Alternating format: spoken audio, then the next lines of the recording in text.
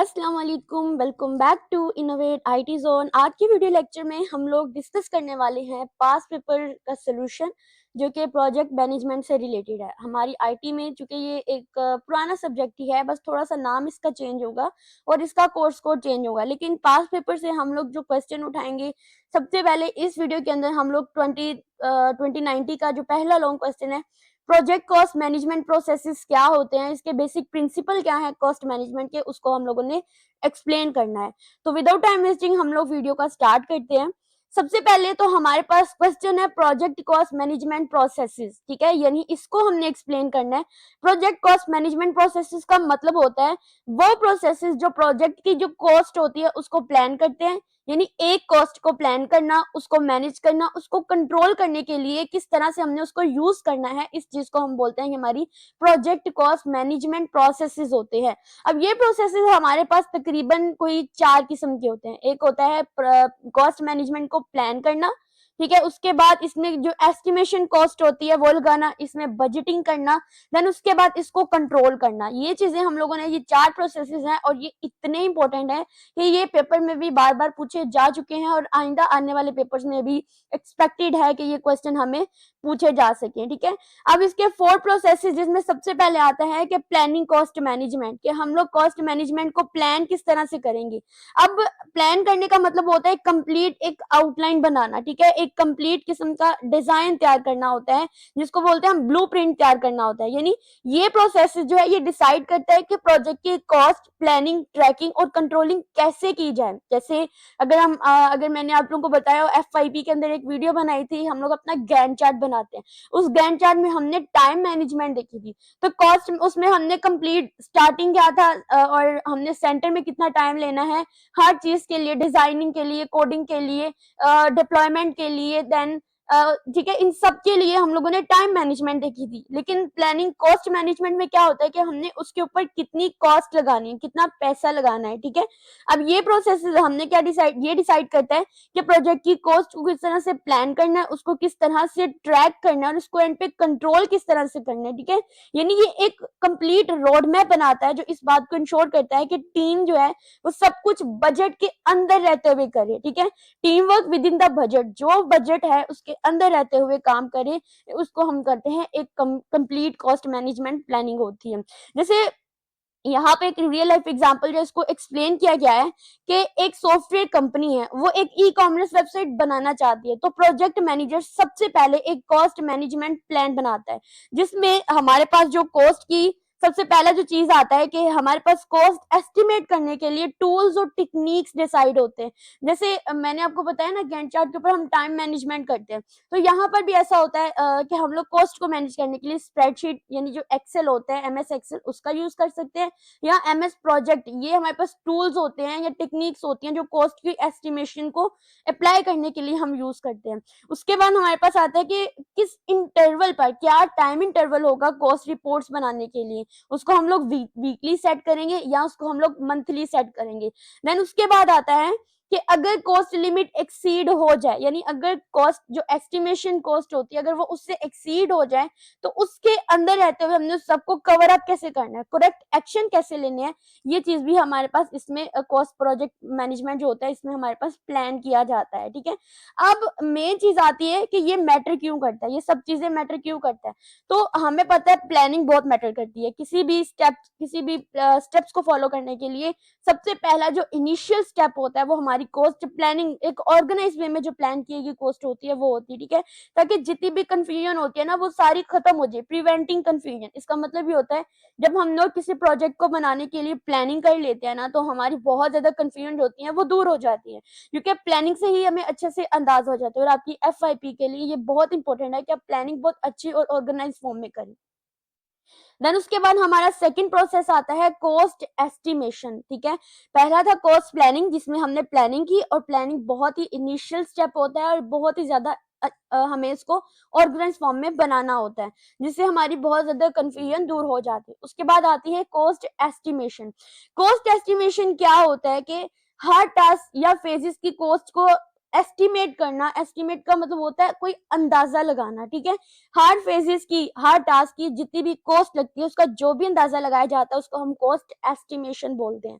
अब ये एक बहुत ज्यादा आप कह सकते हैं प्रीसाइज कैलकुलेशन होती है जो प्रोजेक्ट के टोटल कॉस्ट को ब्रेक डाउन करता है। यानी आप कह सकते हैं कि जैसे यहाँ पर रियल लाइफ एग्जांपल में कि अगर आप कोई ई कॉमर्स या कोई भी आप वेबसाइट बना रहे हैं, कोई भी वेबसाइट या आप एंड्रॉयड ऐप बनाते हैं, तो उसमें यानी कोई भी प्रोजेक्ट आप बनाते हैं तो उसमें सबसे पहले हमारा डिजाइनिंग फेज ही आता है ना, कि आपने यूआई या यूएक्स डिजाइन करना है, तो उसमें कितनी कॉस्ट आ रही है। फॉर एग्जाम्पल यहाँ पर $5,000 कॉस्ट आ रही है सिर्फ हमारी डिजाइन फेजेस पर। उसके बाद डिप्लॉयमेंट, डेवलपमेंट में, तो डेवलपमेंट पे बैकएंड या फ्रंट एंड को डेवलप करना होता है, तो डेवलपमेंट में हमारे पास लेट्स सपोज $20,000 जो है इतनी कॉस्ट आ रही है।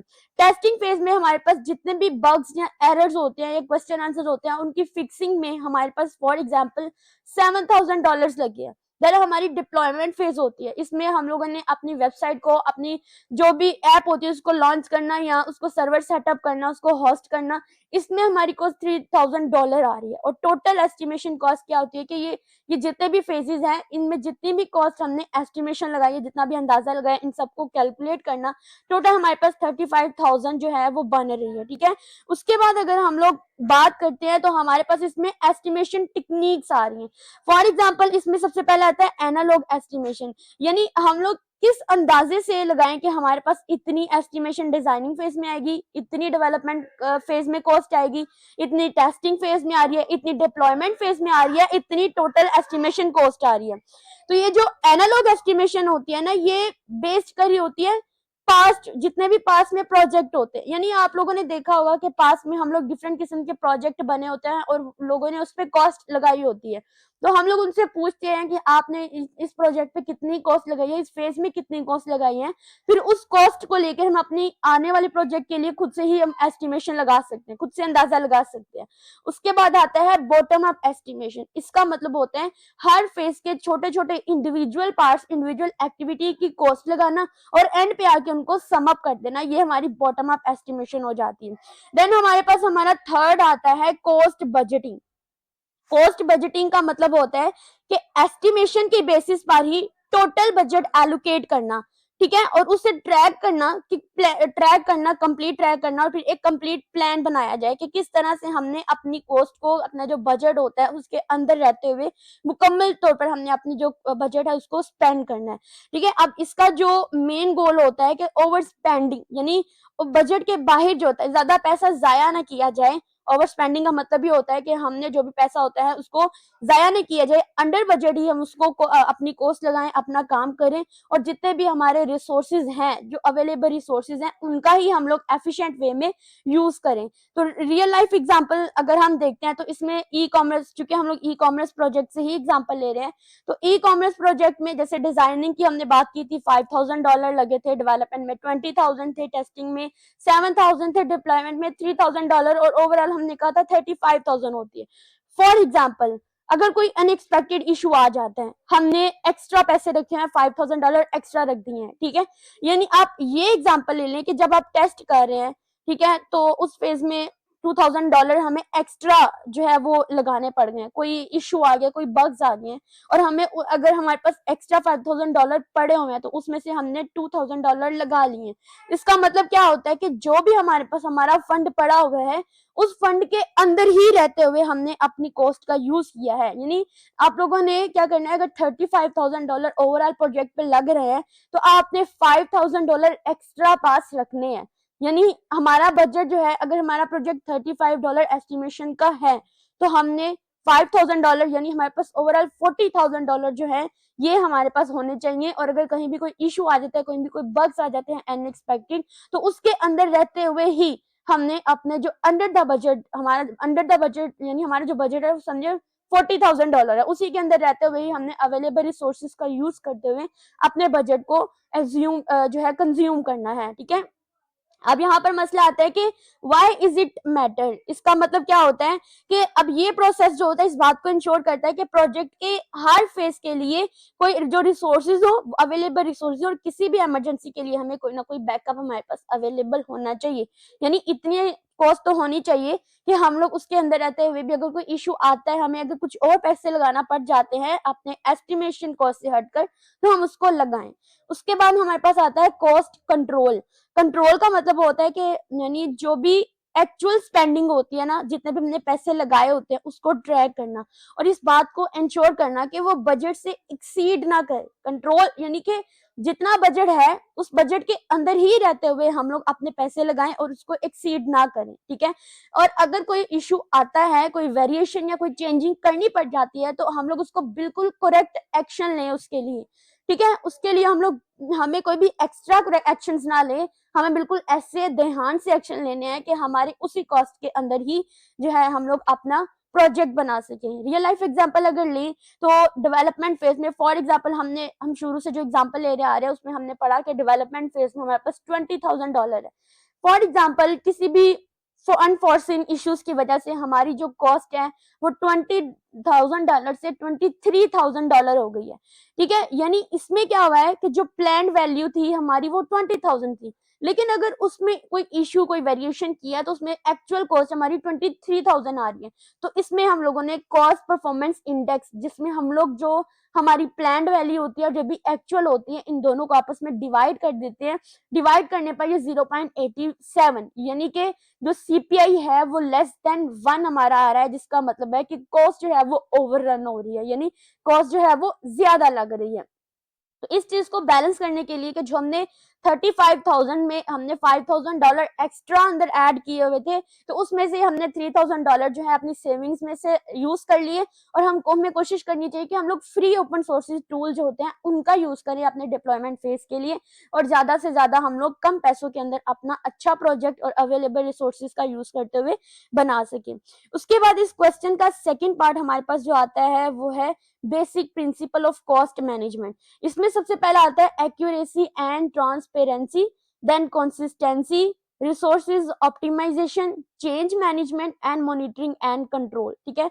एक्यूरेसी एंड ट्रांसपेरेंसी की बात करें तो इसका मतलब होता है हर टास्क की कॉस्ट को एग्जैक्ट एस्टिमेशन और उसके जो भी स्टेक होल्डर्स होते हैं उनके लिए क्लियर होना जरूरी होता है। एक्यूरेसी का मतलब होता है करेक्ट होना, ठीक है, बिल्कुल ठीक होना, क्लियरली होना। अगर कॉस्ट अनक्लियर होगी तो प्रोजेक्ट में फाइनेंशियल इशू हो सकते हैं, इसीलिए हमें प्लानिंग करनी चाहिए। उसके बाद अपने हर एक्टिविटी की, हर फेज की जो भी कॉस्ट है उसको एस्टिमेट करना चाहिए, ताकि आगे जाके अगर कोई कॉस्ट ज्यादा लगती भी है तो हमें थोड़ा अंदाजा होना चाहिए कि वो इसी रेट के अंदर, इसी लिमिट के अंदर हमारी जो है ना वो कॉस्ट लगेगी, ठीक है। और उसके बाद हमारे पास आता है कंसिस्टेंसी। कंसिस्टेंसी का मतलब होता है कि हर फेज में सेम मेथोडोलॉजीज और प्रोसेसेस फॉलो करना बहुत जरूरी होता है। ये इस बात को इंश्योर करता है कि सिस्टम स्ट्रीमलाइन रहे और कोई कंफ्यूजन ना हो। यानी कंसिस्टेंसी का मतलब होता है कि हमें कंसिस्टेंटली काम करना चाहिए। मेथड्स और रूल जो हमने प्लानिंग में डिफाइन किए होते हैं वही रूल्स और मेथड्स हमें यूज करने चाहिए, कोई भी एक्स्ट्रा यूज नहीं करने चाहिए, ताकि हमारे एरर्स जो है वो बहुत कम हो और हमारा काम यूनिफॉर्मली जो है वो आगे प्रमोट भी होता रहे। उसके बाद आता है रिसोर्सेज ऑप्टिमाइजेशन। रिसोर्सेज ऑप्टिमाइजेशन का मतलब है जो रिसोर्सेज हमें अवेलेबल हैं, जैसे हमें पास जितना पैसा है, हमारे पास टाइम है, जो मैन पावर है, जो टूल्स हैं, उनका हम बहुत बेहतरीन यूज करें, ठीक है। अगर रिसोर्सेज वेस्ट हुए तो प्रोजेक्ट इनसुफिशिएंट होगा। हमें उन जो अवेलेबल रिसोर्सेज हैं उनके अंदर रहते हुए ही हम काम करें, इससे वेस्टेज बहुत कम हो जाएगी। चेंज मैनेजमेंट है, यानी अगर प्रोजेक्ट मैनेजमेंट में कोई भी चेंजिंग रिक्वायर्ड होती है तो उसका इम्पैक्ट कॉस्ट पर एनालाइज करना जरूरी होता है। यानी जब हम किसी प्रोजेक्ट में कोई चेंजिंग लाते हैं, वेरिएशन लाते हैं, तो उसमें हमें कॉस्ट भी तो चेंज करनी पड़ती है ना, तो इस चीज को भी एनालाइज करना पड़ता है। और इस प्रिंसिपल का, ये जो हमारे पास ये चेंज मैनेजमेंट, ये बेसिक प्रिंसिपल का 4 वाला पॉइंट है, इसका बेसिक गोल ही क्या होता है कि हर चेंजिंग को टाइमली सोल्यूशन निकाला जाए। उसके बाद हमारे पास आता है लास्ट वाला मॉनिटरिंग एंड कंट्रोल, यानी प्रोजेक्ट का रियल टाइम कॉस्ट को मॉनिटर करना और इस बात को इंश्योर करना कि वो एस्टिमेटेड कॉस्ट के अंदर ही हो। अगर कहीं वेरिएशन हो तो उसे एडजस्ट किया जा सके। ये चीज हमारी आती है मॉनिटरिंग एंड कंट्रोल में। तो ये हमारा पहला लॉन्ग क्वेश्चन था जिसको मैंने फुली रियल लाइफ एग्जांपल के साथ आपको एक्सप्लेन किया है, एक एक पॉइंट क्लियर किया है। अगर इससे रिलेटेड कोई भी क्वेश्चन हो आप मुझे कमेंट सेक्शन में जरूर पूछें, और आप वीडियो अच्छी लगी हो वीडियो को लाइक करें और चैनल को सब्सक्राइब करें। Thank you.